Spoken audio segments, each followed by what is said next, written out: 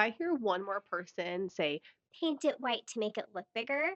I'm going to put them into the beige box of shame right next to all of that matchy furniture. In this video, I am flipping the script on the worst design advice that you've been given on how to make your small space look bigger. You can absolutely include everything that you love, if that's moody design, patterns, maximalism, whatever that looks like, and still have a beautiful small space. Let's get into it. Bad design advice. Only paint your walls white. My advice. Color drench that room in your favorite moody hue. So, while painting the room white is not inherently bad design advice, it also is devoid of all personality and may not add that vibe that you're looking for into your room. And if you're anything like me, you love a moody, cozy, vibey space. Achieving this moody vibe in your small space, color drenching is going to be your best friend. Color drenching achieves two things that actually help make your room look bigger. Removing the harsh lines from the ceiling and trim really blurs those lines throughout the room, making it feel like one cohesive space. Having a different colored ceiling or trim adds definition and brings awareness to those breakpoints within your room, thus making it feel like smaller planes. Color drenching removes all of these visible barriers, so it makes your space feel like one big open room, even if that happens to be a really dark, amazing color. Don't forget sheen. That can have a really big impact on the feel of your room as well. If you are bold and feel like going for a lacquered sheen, that's going to provide a bit of light bounce and a bit of a reflective surface that will actually make your room feel bigger. However, it is definitely a vibe, it's definitely a choice. If this is not for you, 100% okay, but if you feel like leaning into it, highly recommend going for that lacquered finish. But paint is just the beginning. So let's talk about something that people always overlook when painting their room. Now, if disco balls are your vibe, lean in. They're amazing. I plan on decorating with something like that myself in my new house, so do you, girl? But if it is a little bit too much, I do understand it's a choice. But adding a large mirror or something to your space could provide that same aesthetic, that same light reflection, but maybe without the like club vibes, if that's again not your thing. Okay, so I know this is absolutely not revolutionary, but you really can get creative here too. You can look for reflective surfaces on other objects that maybe strike your fancy. Could be something like a reflective glass vase thingy, thrifted, $2. It could be a reflective nightstand, something with a lacquered finish, like we were talking about in the last point with paint. So you really can get creative here. But when you're bringing something into your space, think about how it's going to bounce that light around your small space and provide something extra besides just being beautiful. Now, while you're reflecting on that tip, yes, I went there. Don't buy furniture just yet. I have a hot take on sofas coming up. Bad design advice. Use small sofas to make your room feel larger. My advice. If you love a cozy sofa to curl up on, do it, girl. Don't limit yourself because your space is small. You want to make sure that you're actually enjoying your space regardless of its size.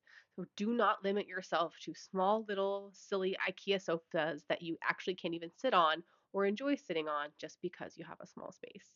You can find furniture with quote unquote light legs.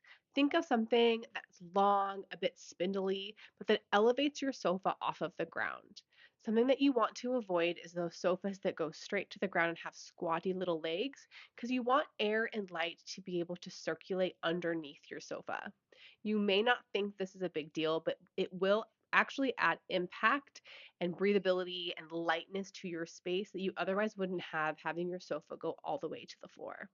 So find that cozy, beautiful sofa that you want to lay on and rot on a Saturday morning, but just make sure the legs elevate you a bit off the ground to give you a bit of space in your room. Okay, so we have sorted paint, sparkle, and snuggly seating. But what about this next magic trick that nobody's talking about? Bad design advice. Just use the big light. That'll avoid any excess clutter in your room. My advice. If you use the big light, please check out my other video about this design faux pas. You can do better. You deserve better in your space than the big light. Using lighting to your advantage in a small space is going to be a game changer. Think about all the different lighting solutions that you can. This can be mood lighting, on a night table, but also think about putting a light in your corner that sends light up and really illuminates a corner of your room. Think about under shelf lighting, LED lighting that really highlights some sort of bookcase or some knickknacks that you may have in your room. Look at your room and think about any of the dark corners and light them up. Don't be afraid to put a light on the floor. Don't be afraid to put a light within your bookshelf. Really get creative here because adding light adds dimension to your room and dimension adds space and interests. Please do not overlook this. If you use a big light in the middle of your room, you're really missing out on so much mood and vibiness to your space.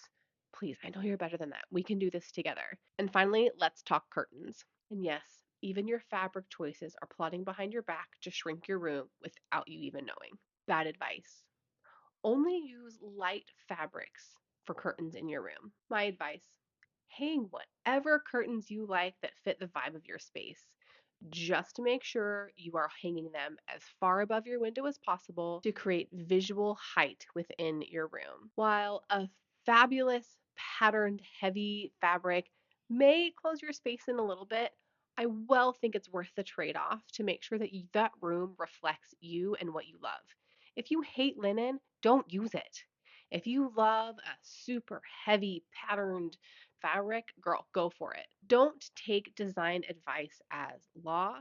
Make sure that your room actually reflects you and it's somewhere you want to be. If this gave you the confidence to ditch the base and embrace the disco ball, hit the like and subscribe button and let me know what your favorite rebel move in design is going to be. Dark ceiling, disco balls, overstuffed sofa of your dreams. I want to hear it all. Now, you guys blew me away and got me over my goal of 100 subscribers at the end of May. So, truly, thank you so much for being along my journey and welcome to the beginning. Remember, love your space, fill it with joy, and make it yours. I'll see you guys in the next one.